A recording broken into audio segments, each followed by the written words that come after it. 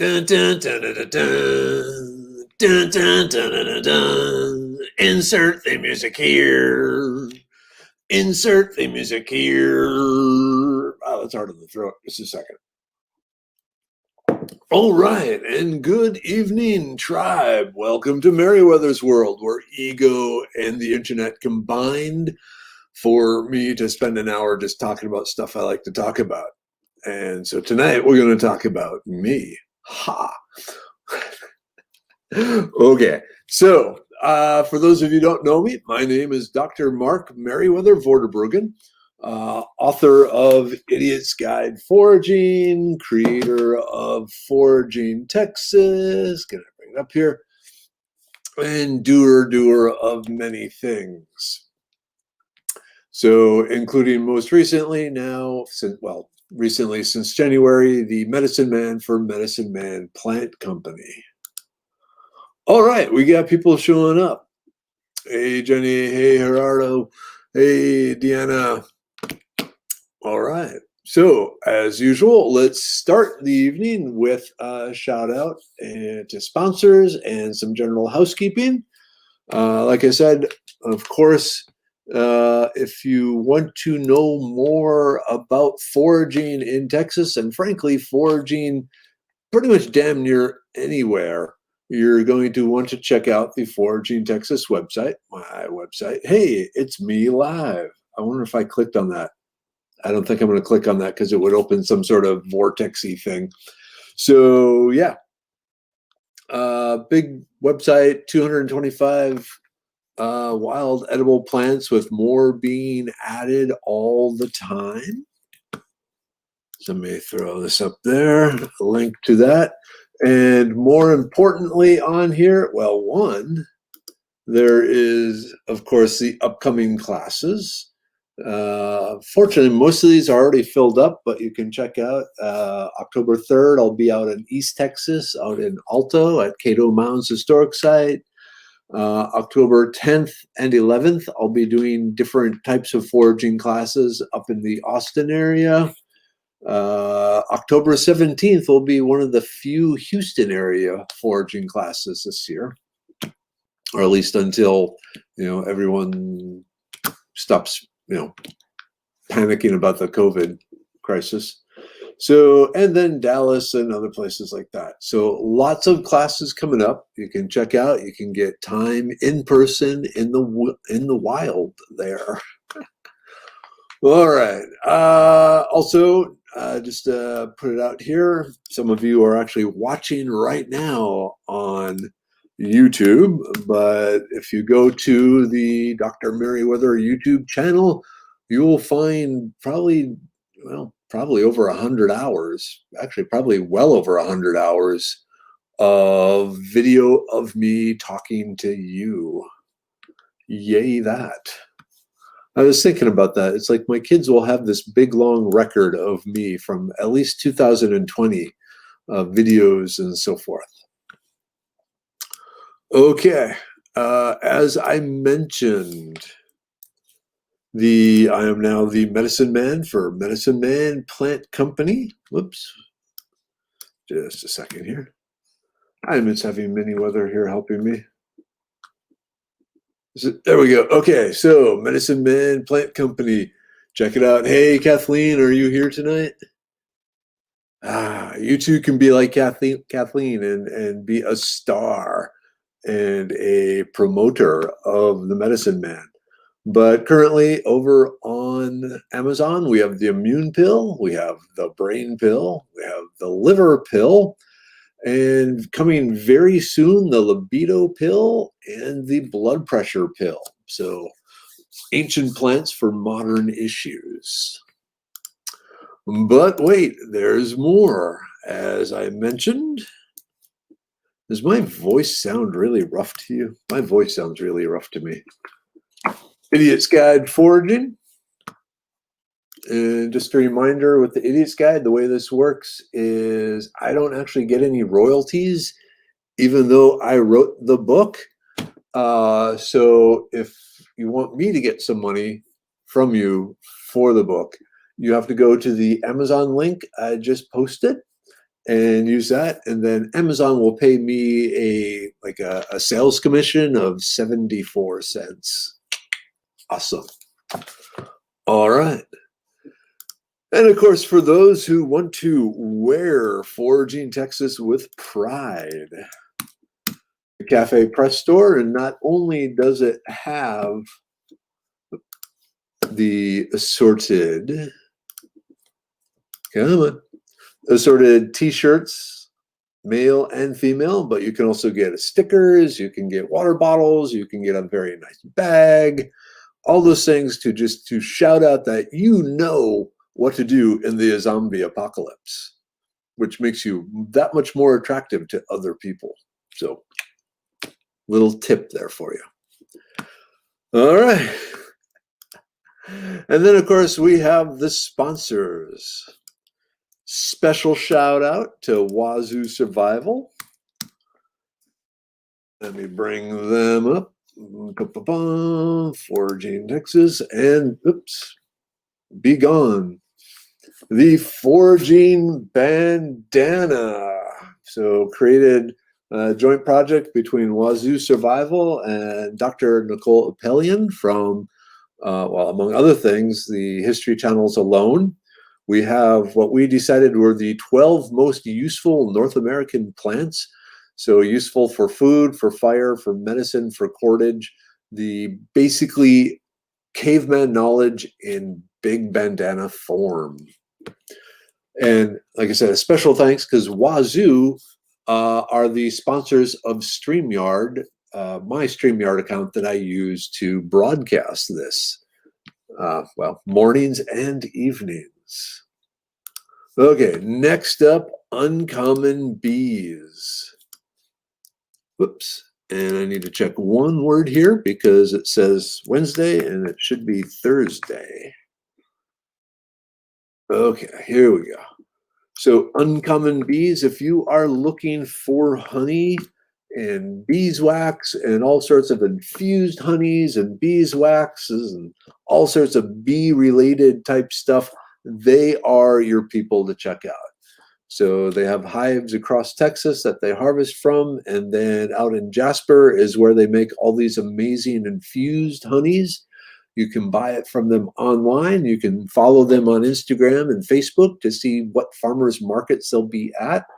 And don't forget, not only do they have a bunch of the traditional, herbal type stuff and tasty type stuff, they also have a number of CBD isolate infused honeys and beeswax salves and all that sort of stuff. So if you are looking for CBD that you can trust, check out Uncommon Bees.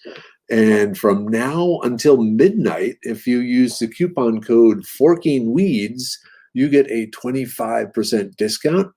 Now until 9:30 tonight, you get a 25% discount. Otherwise, the Forking Weeds coupon gets you 10%. But wait, there's more. So there is herbs. And being an herbalist, I have high standards for other herbalists. And herbs meets those standards. In fact, I use them for making some stuff that I don't have ready, quick access or time to make, like this particular medical salve. So with herbs, nice thing about them is you can set up a Zoom meeting with them and talk to Ricardo or Derek there and kind of figure out just what would be the proper solution for your issue. And away you go. And then he will send out the tea, the herbs, the blend, the salve, the whatever you need. And with him, Forking Weeds, with Forking Weeds gets you a 15% discount between now and midnight on Thursdays. All right. I know there's a lot of sponsors, but these are the people that make it possible for me to come to you. So I'm really hoping you give these people some love. The Campcraft Outdoors. Where's my backpack? My backpack. It doesn't look like much, but it is tough as nails, light as a feather, and waterproof as a duck, more or less. These are hand sewed and hand waxed here in the United States, all made here. If you are old school bushcrafter, this is the sort of thing you probably want on your back, by your side, carrying your gear. I want to point out that unlike a lot of nylons and plastics, this stuff will hold up to the off-road, off-trail type stuff. So keep that in mind. If you're the type that doesn't stick to the trail, this is the sort of gear you need. Meanwhile, in the world that we have, and also with Campcraft Outfitters, the Foraging Texas coupon gets you a 15% discount all the time. Okay, two more. Fear and dread. So in this crazy world going on right now, it's good to have certain gear with you just to help you get home, back to your loved ones, get out of trouble, get out of Dodge, whatever you need to do to survive. And so Fear and Dread, check their online store out. They're a small business out of Vidor, Texas, but they service everyone across the internet. Great thing there. And if you use the coupon code Merriwether, you get 5% discount over orders of $100 or more. It's really easy to end up spending that sort of money on things. And I know I get a lot of stuff from them. I purchase a lot of stuff from them. They have stuff that I consider to be the top-notch sort of gear you would need if you are going, away from civilization, or if civilization has decided to go away from you. Okay, one more, Arbor True. Now, Houston, we kind of lucked out with the storm, the tropical storm Beta. Hopefully none of you were flooded. I saw the roads, a lot of the major roads in the Houston area end up, underwater. And then we just, dodged the bullet previously with trees or with hurricanes knocking trees and stuff down. But a lot of our neighbors aren't so lucky. But seriously, if you have a dangerous tree over your house, stop relying on luck and call the professionals, Arbor True, and they will come out, they will assess the tree, they will figure out, if there's any way to save it, or if it needs to be taken down, the best way, safest way of taking it down. And they don't just prune and remove trees. They also treat trees. They have a group of scientists, tree medics, that can analyze the tree, figure out what the problem is, if there's some sort of infection, and come up with a treatment for that. And along with the trees, they've recently branched out into treating your yards. They've come up with a nitrogen fixing bacteria that will pretty much bind to any plant and turn it into a nitrogen fixing plant, thereby increasing the nitrogen content of your soil, which increases the growth of plants in your soil. Natural fertilizer. So definitely check out Arbor True if you have any questions, tree type questions, landscaping questions, go to them first. All right. And I will say they paid for the high-speed internet that I use now to broadcast. So thank you, Arbor True, for that. Okay. Drink of water time. Lots of people here. Okay. Well, 28. That's a good number. All right. Now for why you came here. So, I'm a scientist. 18 years in the oil industry, 3.5 in almost 4 now in consumer products, a master's degree in medicinal chemistry, PhD in physical organic chemistry, all that sort of stuff. I am a scientist.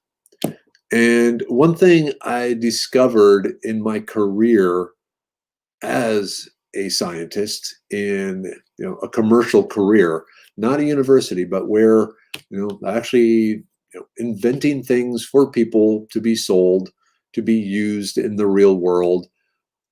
There are people that are good at that and others that struggle with it. And in the very, very, very beginning, I admit I struggled with it, because one of the things that a lot of scientists are perfectionists. Very much so. We need everything to be perfect. And turns out that's not necessarily how you should start projects. Now, bear with me. When it comes to the final product, yeah, perfection is required. But getting from point A, the idea, to the final product, there are times when you have to just move fast and break things. To quote, I guess, was it Google or Facebook or whoever? Man, I hope it wasn't Facebook. Yeah. So over those years, I learned some tricks, some secret, secret tricks really, that helped me really advance my career. And so tonight, I want to share those with you. These are things that you're not going to hear elsewhere. These are things that I've developed, but have found to be very, very successful. And I sum it up by saying, if you want to be a good commercial STEM, science, technology, engineering, mathematics, widget maker, you need to know how to travel through time. You need to know how to travel through time. Let me explain. We're not talking Doctor Who and a TARDIS, traveling woo, woo, woo, woo through time. I'm talking mentally. You need to be able to go backwards and forwards in time rapidly and know where to go to get what you need and bring it back to what you're working on. So as a STEM, you need to jump back to childhood, back to watching cartoons, and I'll explain which ones, because there's some specific cartoons. You have to be able to jump 15 to 50 years in the past. And you also need to be able to jump 10 years into the future. So jump back to childhood, jump back 15 to 50 years, and jump ahead to 10 years. Let me explain why. I said that a lot. Let me explain why. All right. So I've already said that when you're trying to develop something, you got to do it fast. One of the things in the commercial industry, whether it be oil field, consumer products, insurance, actuary tables, anything where you are using science to solve a problem, what you're really doing is you are using science to convince your management to follow a particular path. Does that make sense? Because in the end, you are trying to create something. To create that object, you need to convince management that you know what you're doing, you can get the job done, and this is how the widget should be made. That means you need to give management the data they need to make a decision. So let's talk about getting that data. There was a cartoon TV show about a detective dog. It turns out there's actually a lot of dog detectives out there. When you Google like animated dog detective, there's a lot out there. And I feel bad that I don't remember the name anymore of this one. But one of the things I really liked about this dog is when it was presented with a mystery, it wrote down 3 columns. The first column was, what do I know? Second column is, what don't I know? And the third column was, how do I get to know what I don't know? And so the dog would write the facts that were known about the case, what facts weren't known, and how he would go about finding out that unknown information.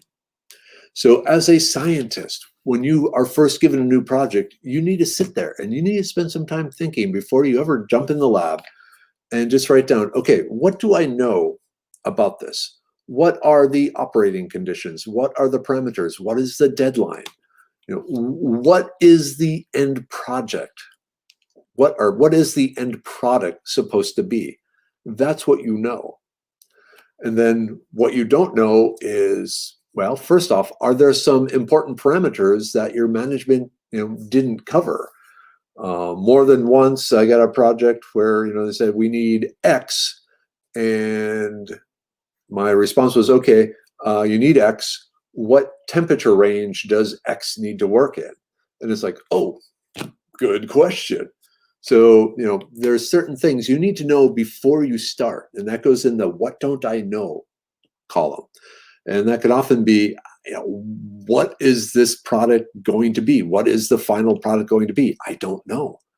But I know, what I do know, and that includes the parameters that this end product needs to have. So then you kind of know, well, you know what you know. You know what you don't know.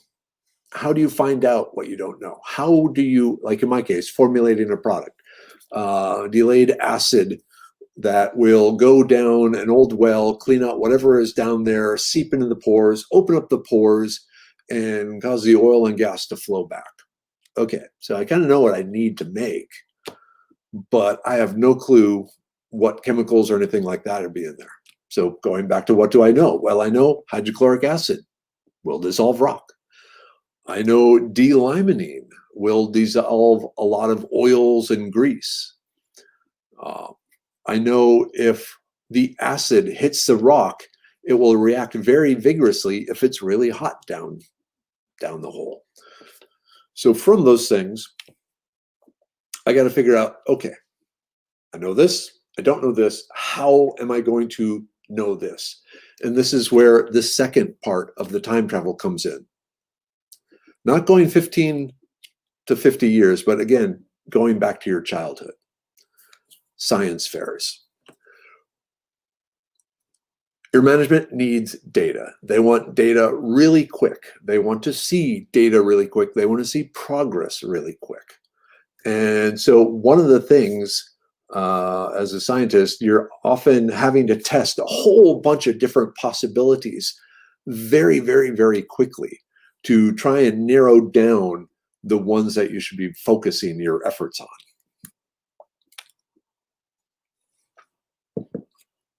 So the way to do that is you need to come up with some quick tests to figure things out, at least in the beginning. And that's where science fairs come in handy. Especially now that you have like Google and you want to know how to do something, like how much sugar is in a solution, and you have no way of testing the sugar, you Google science fair sugar concentration solution, and bang, a whole bunch of 10-year-olds will have posted their information online, how they quickly measured the sugar concentration by how it bent a laser beam, diffraction. Viscosity. How do I test viscosity? I want to put up a picture here. Let me do this. Application window.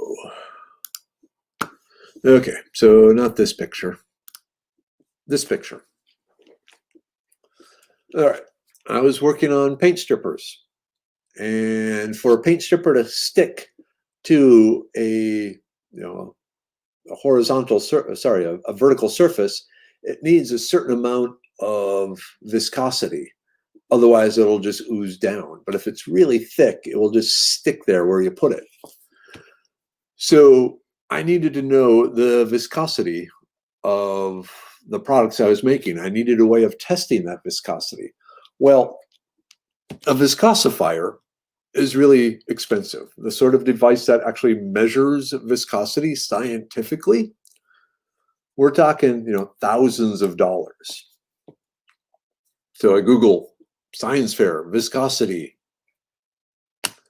And they came up with what was called the falling ball method of measuring viscosity. So what I have here is just a PVC pipe. At the bottom, there is a rubber stopper with 2 nails through it. The 2 nails are connected to a voltmeter, or an ohm meter in this case, and then a tray of steel balls. So we knew our competition, how thick their stuff was. So I pour, well, it ended up actually being almost a gallon. It was a very long pipe.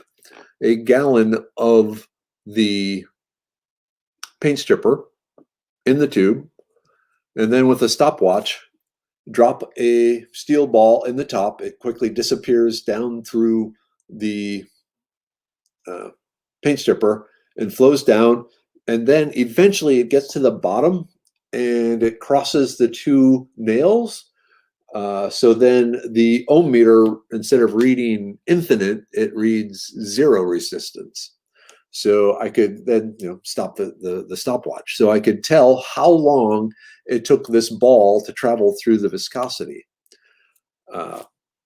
It was like $20 to do this, but I was able to get all sorts of really useful data that way to figure out what I needed to do, what path I needed to take to end up coming up with, well, I just want to show it there, a whole line of paint strippers. So using, basically a steel ball, piece of PVC pipe.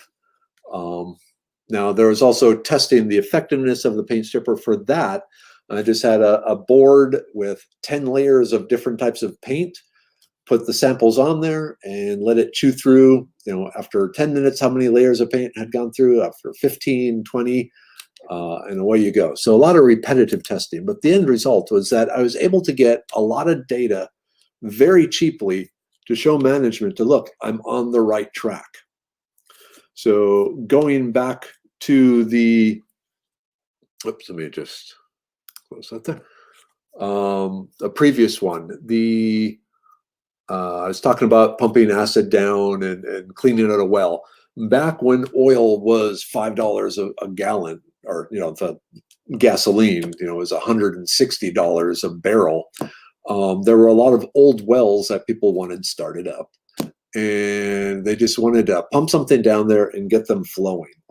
So I was given the task, okay, Mark, come up with a way of just a solution, a universal remediation treatment system. There's something we pump down the well, it takes care of whatever problem is down there, and the oil and gas starts flowing. And oh, by the way, make it environmentally friendly too. So I knew the basic parameters of what I needed to do. One of the big problems is the rock. If the rock, it's a porous rock underground where the oil is. And if those pores get gummed up, get clogged up with stuff, then the oil can't flow into the well and up. And then in the tubulars itself, there's also issues with scale and scum and pipe dope. There's about 7 different materials that interfere with the acid getting in and penetrating and opening up those pores. So as a quick way of just testing it, I made a bunch of stone lollipops where I had, cut a piece of rock, had a specific shape, drilled a hole, put a wooden stick in it, put the stick in a stirrer, like a Dremel tool, and then so this piece of rock would rotate around. I would then dip this lollipop in some crude oil, some bad crude oil, for a certain amount of time, and then some other things to mimic different things. And then I would lower it and start it spinning in the test solution that I was trying to come up with. And I would time how long it took for bubbles to appear. Normally, if you're testing the attack of acid on rock, it is a multi-day test where you have all sorts of high pressure equipment and all this sort of thing, and getting data, especially getting in on that equipment, was a nightmare. So I needed something quick, I needed something fast, and so I came up with this, just how long does it take bubbles to form? Because bubbles are indicating that carbon dioxide is being released, because the acid has finally penetrated through all that gunk and started attacking the rock, which is what we wanted. So I made this quick, easy device, was able to whip through 7, 8 different samples a day, and management said, "Wow, you're good at this. you get data a lot quicker than all these other things. We like that." So what we're going to do, Mark, is we're setting up a new Skunk Works lab, whose purpose is to come up with crazy ass ideas and test them out and get things that are working. And what we're going to do is we're going to have you, and we're going to have, actually at the time it was 4 other chemists. 2 of the chemists were fresh out of school, had no experience whatsoever. And then the third was from the chewing gum industry, who had a career in developing the different flavor molecules for chewing gum. So their goal was, they wanted people that had no preconceived oil field knowledge. They wanted everyone just to come up with creative stuff and solve problems in the ways that no one else in the oil field has ever solved.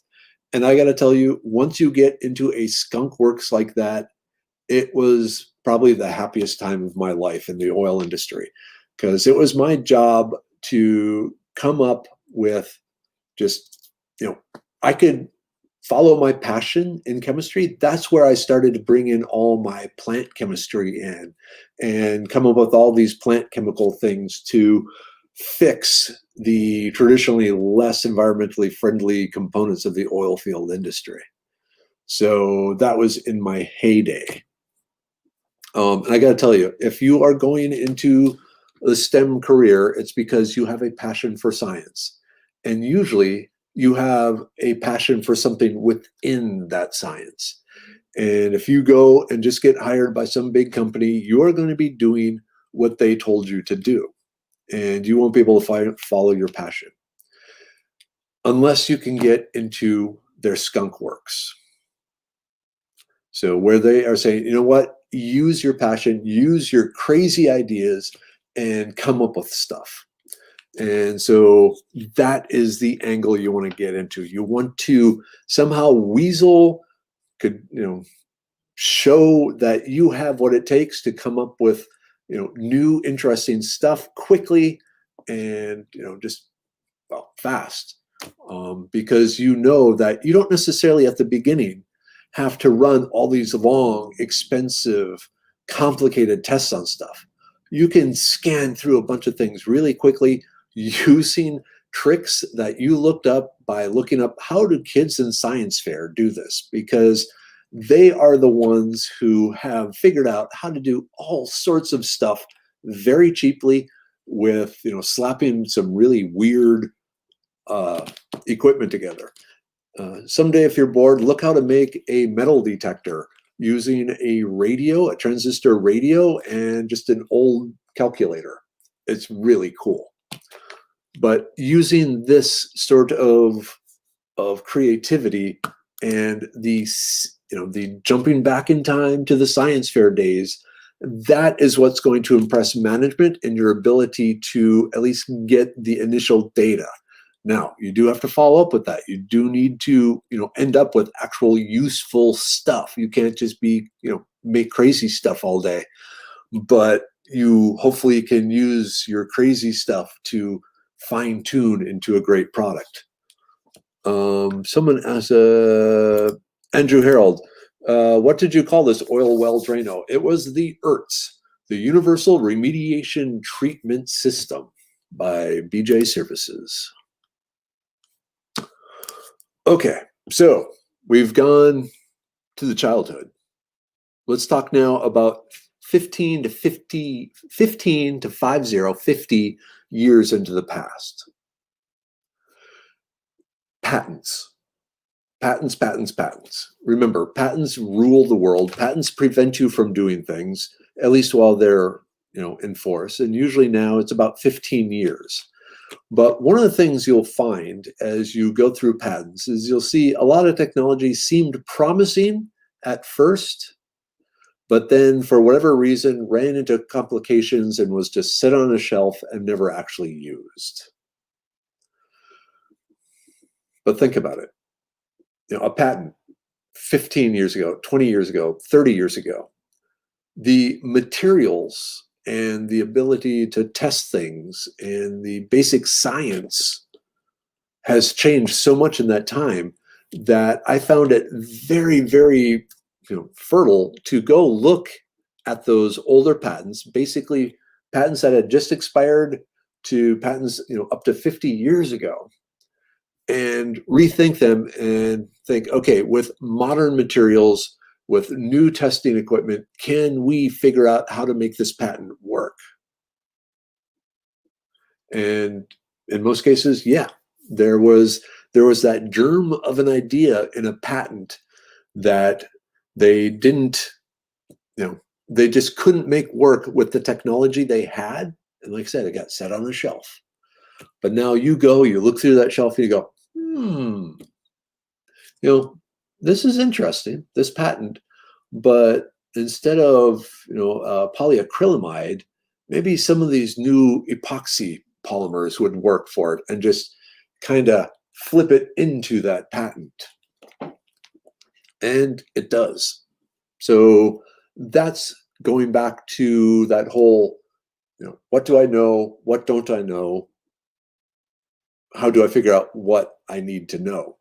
So the patent thing, that helps you, gives you ideas of how to create this new product using technology, well, a mishmash of technology from back then and today.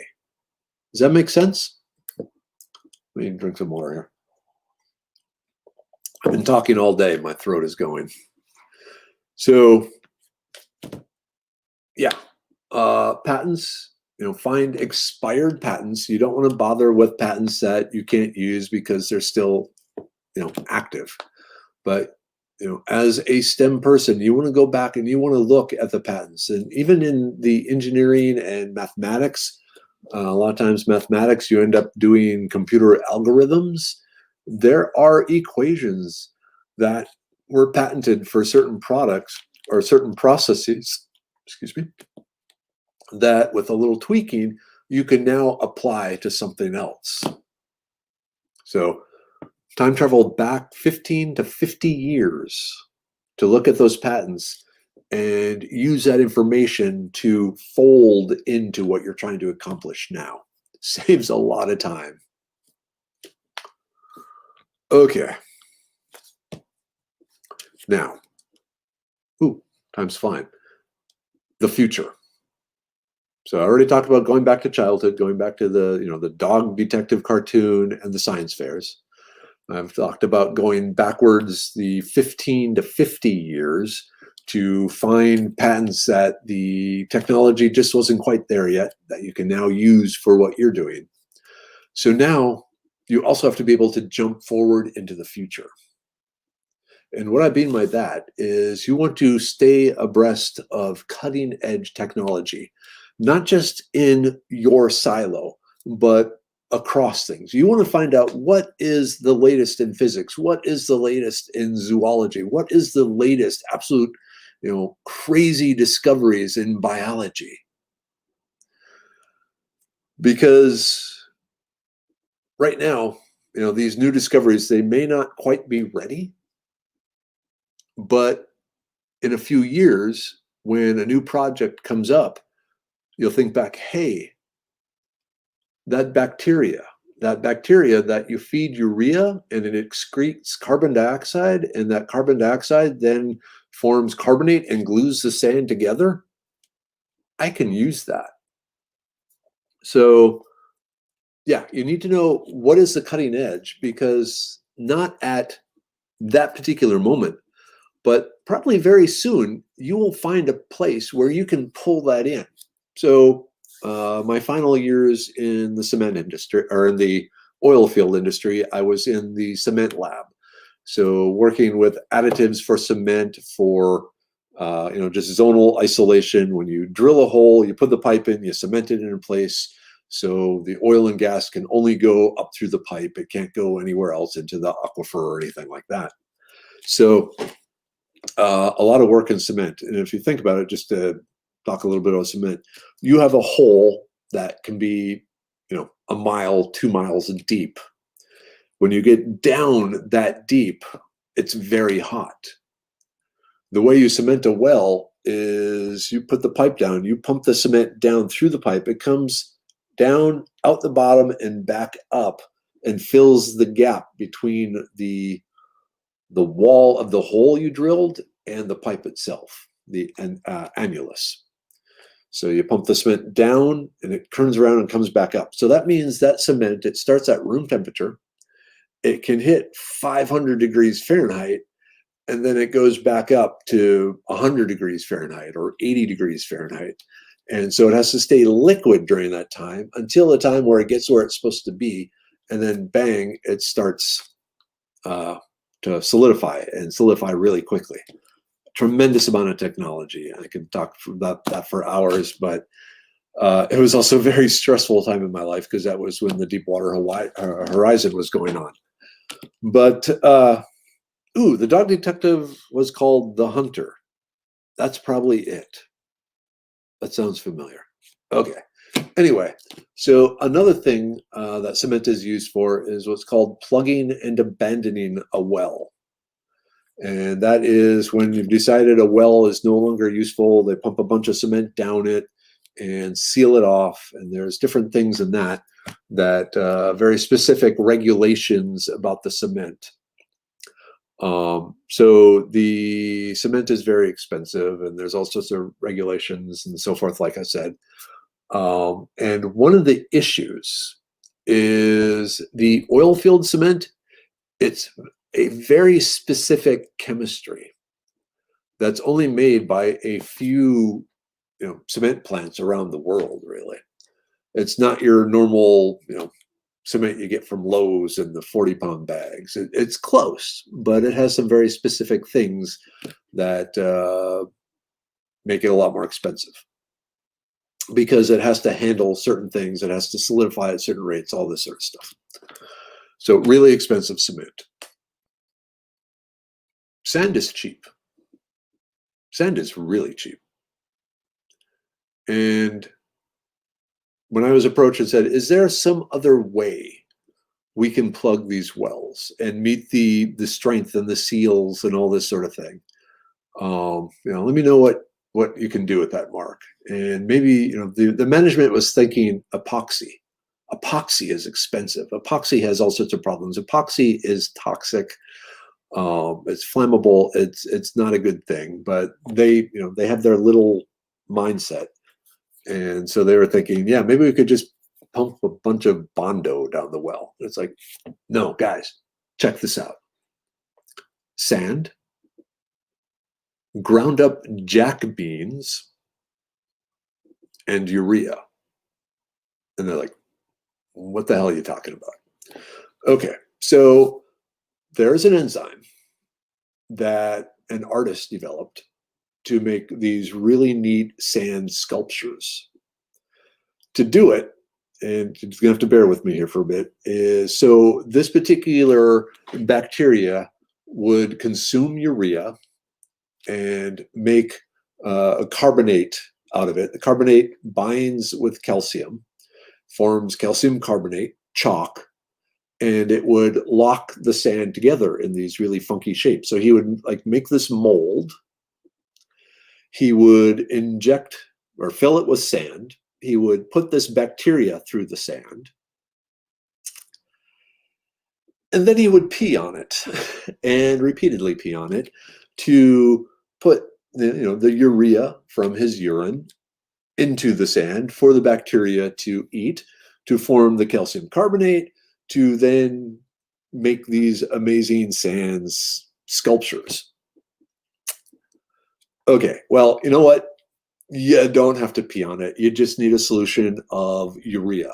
You know what a solution of urea is? If you have a diesel truck and you got to get that DEF fluid, that's just water and urea and food coloring. So urea pennies, sand pennies, bacteria. Bacteria is tricky. Bacteria doesn't like to live down in wells. Bacteria has very specific growth things. And so, it's a living creature. And, that it doesn't work well in wells just because the temperatures and so forth. So the question was, well, what is the enzyme? Is there one enzyme or is it a whole chain reaction sort of thing going on? And so digging into the biochemistry of this bacteria and figuring out what enzyme it was using. It turns out it was a single enzyme. You didn't need the whole living bacteria. You just needed that enzyme, and it would break urea into the carbonate, react with the calcium, and form, the stone. Okay, good. We're getting somewhere, doing some testing. Pure enzymes are expensive. So is there another way of doing it? We looked at growing bacteria to harvest this enzyme. But again, scanning through all sorts of things, because one of the things I know as a plant dude, plants have enzymes. Enzymes can do stuff. Is there a plant out there that has an enzyme, a urease reductase, that could break down the urea into the carbonate? Jack beans, a very common food bean in Asia, has an enzyme that does that. No one ever used it for anything. It was just one of those things that was in the scientific literature. Oh, by the way, if you crush up the jack bean, it is good at getting rid of the urea in the latrine because it destroys it and gets rid of it. Aha. So, yeah, hey, burpee seeds, can I get some jack beans? They send me, packets of jack beans, mortar, sand, jack bean, powdered jack bean, DEF fluid. Wait, open up the mold. I got a rock. Wow, I just had a Charlie Brown flashback there. But I got a rock. It worked. So, just taking all these things, and seeing these patents and seeing this, technology from the future and the cutting edge type stuff and bringing them together is how you do it. It's not so much creativity as much as just simple memory. Reading all this stuff, filing it away, and then having it there when you need it, when you need the answers to bring it back up. So, going back, back to the hunter, the dog detective, the hunter, what do I know about the end result? What don't I know? What is it made out of? What does the equation look like? What are the materials in it? And how do I find that out? Management wants to see results right away. So you need to be answering, you need to be able to screen a bunch of materials right away. So that's where, you go back to the science fair, you get the quick, easy, dirty, slap a few things together and, scan a bunch of stuff and go, wow, this one, that one, and this one. Let's pursue those further. Those are the ones that we're going to now, subject to the really expensive long testing. But you can go to management and say, look, I got something here. I think I'm on a trail. It's already working this well. So we should spend some more money on it and, work it out. And they'll go, cool. All right. It's your head. We'll try it. But, and away you go.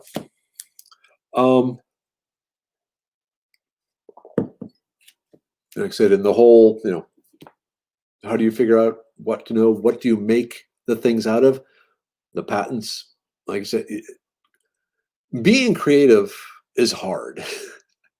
And I learned that my skill is not coming up with a brand new idea out of the blue, Einstein, Stephen Hawking sort of thing.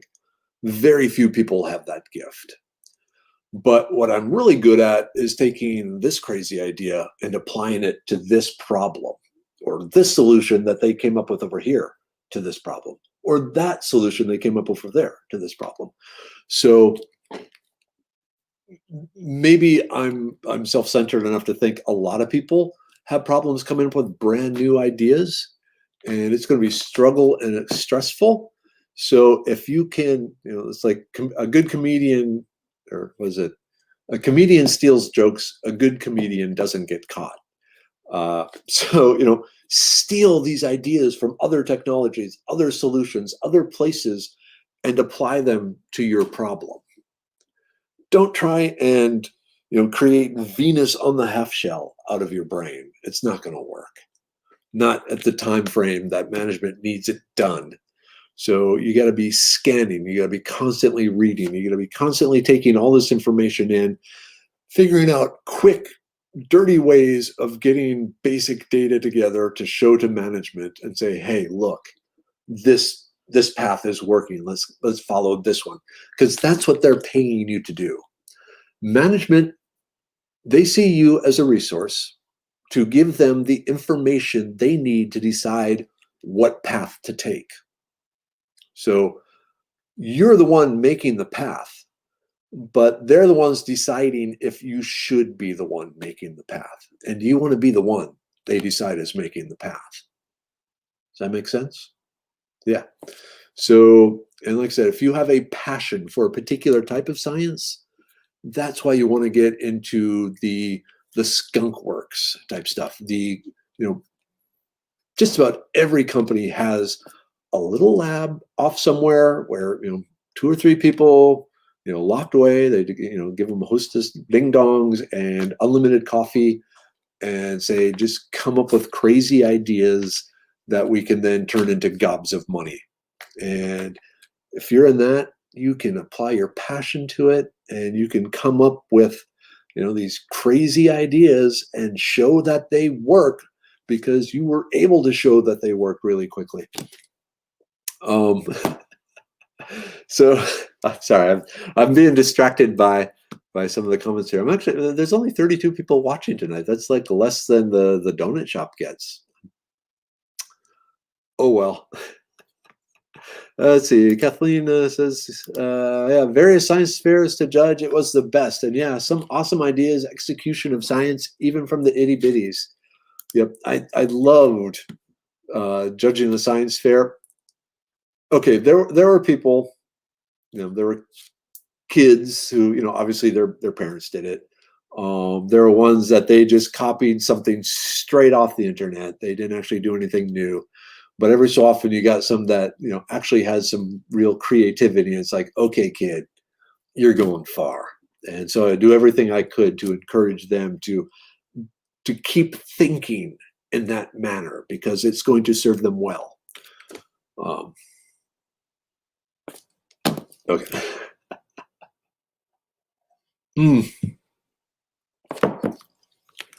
Yeah. So Kimberlyn says, I think most people have a hard time coming up with anything. If you're, told, okay, we need this rock at the top of that hill, this 800-pound rock up at the top of this hill, and we need it there in 3 days, get it done. People kind of panic. One of the things I found really important is if management, I felt, was not giving me enough parameters to truly define what the end product needed to be. Like if they just said, okay, come up with something that will clean out gunked up wells. Okay, guys, I need more direction here. I need to know, what temperature range, what formation, what cost, give me walls. Give me borders that I cannot cross, because then that helps fine tune my actual solution. Because otherwise, it's like write a poem. Here's a piece of paper, and people freak. I don't know what to write about. And if you say, write a poem about the 8th brick up from the base of your house on the left-hand side, 3 feet in, and they go, and there's a brick there, and they go, well, writing about the brick, you know? So the more boundaries people have, in a lot of ways, it's actually better when it comes to coming up with creativity, because they don't get overwhelmed by all these possibilities. A lot of scientists, they have a tendency to overthink things. And so if you can't rein them in, they will just, their brain will explode. It's ugly. They go into decisions shutdown. They can't decide which way, to go. And so by putting, you can't cross here, you can't cross there, you can't cross there, it has to do this, it actually helps. So definitely, as a STEM person, you want to hold management accountable to tell you exactly what they want. Because if they just kind of give you some hand waving stuff and don't give you a lot of guidance, whatever you create, they're going to say, that's not quite it. We need it more of a vanilla flavor. It drove me nuts at my last job, previous job, not medicine man. But we were making this new really cool lemon-based paint stripper, and so I was told, give it a yellow color. Okay, got a bunch of different dyes and pigments, and would come into the boss's office and say, okay, is this the yellow you want? She'd go, no, I need it less that shade and more kind of a not that shade color. Okay, go back, mix around some more yellows. Is this the yellow you're looking for?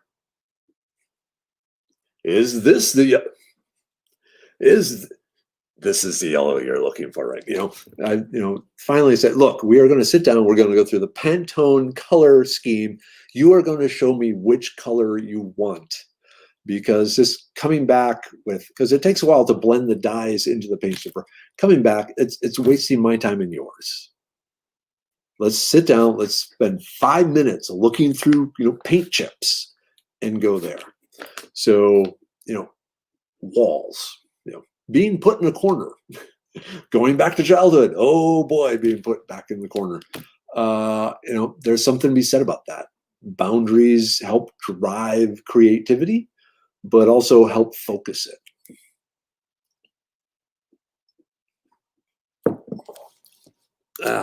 So Julie says, all the software companies here have an innovation week every year where we get to just play, but I feel that they steal our ideas sometimes.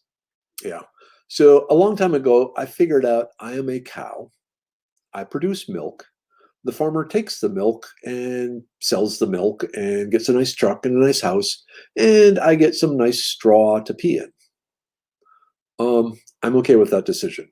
The farmer has all sorts of other worries that they have to worry about that I didn't have to.